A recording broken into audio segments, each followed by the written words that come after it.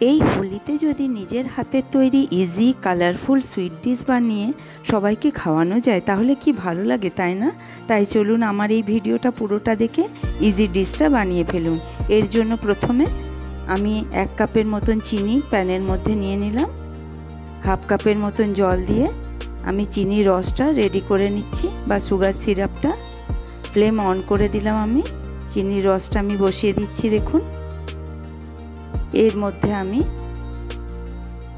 পরিমাণ মতন এলাচের গুঁড়ো দিয়ে দিলাম যাতে ফ্লেভারটা ভালো হয়। 5 মিনিটের মতন আমি এটা ফুটতে দিচ্ছি। চিনির রসটা দেখুন রেডি হয়ে গেছে মনে হচ্ছে। এবার আমি একবার চেক করে দেখে নিচ্ছি। একটু চিপচিপে হলে আমার হয়ে যাবে, এর জন্য তার রসের প্রয়োজন নেই। আমি একটু ভিনিগার দিয়ে দিলাম 2 ড্রপের মতো যাতে চিনিটা ক্রিস্টালাইজ না হয়ে যায়। আমি একটু সাইডে রেখে দিয়ে আমি 1 কাপের মতন ময়দা এখানে নিয়ে নিচ্ছি। আমি একটু চেলে নিচ্ছি যাতে লাম্পস না থাকে। মাঝে একটু জায়গা করে আমি একটু দই নিয়ে নিচ্ছি 4 টিস্পুনের মতো। এখানে দইটা একটু চেক করে নিলে ভালো হয়। যদি দইটা টক থাকে তাহলে দইয়ের পরিমাণটা কম হলেও চলবে। আমি এর মধ্যে হাফ টিস্পুনের মতন বেকিং পাউডার নিয়ে নিচ্ছি মিষ্টিটা একটু ক্রিস্পি করার জন্য। এর মধ্যে সামান্য পরিমাণ জল দিয়ে আমি বেকিং পাউডারটা একটু অ্যাক্টিভ করে নিচ্ছি। এরপর অল্প অল্প করে জল দিয়ে আমি ব্যাটারটা রেডি করে নেব। দেখুন এইভাবে ব্যাটারটা রেডি করে নিচ্ছি আমি। ব্যাটারটা বেশি ফ্লোই হবে না, রিবন ফ্লো হলেই চলবে।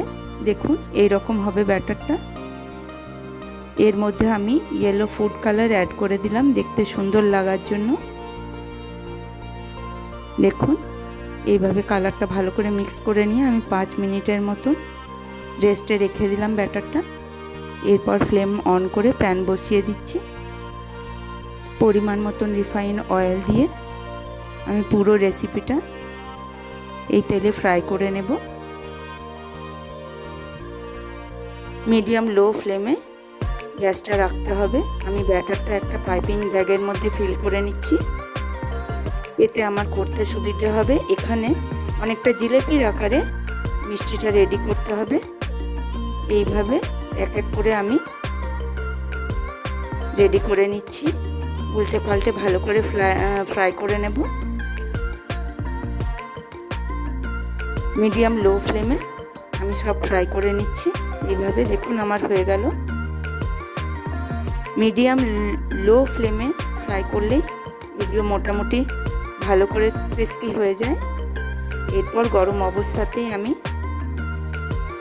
সুগার সিরাপের মধ্যে ডিপ করে দিচ্ছি এগুলো। উল্টে পাল্টে এগুলোকে রসের মধ্যে ডিপ করে 5 মিনিটের মতন রেখেই আমি তুলে নেব সবগুলো। এইভাবে দেখুন আমি 5 মিনিট রেখে তুলে নিচ্ছি। দেখতে কত সুন্দর লাগছে দেখুন। আমি আরেকটা করে দেখাচ্ছি।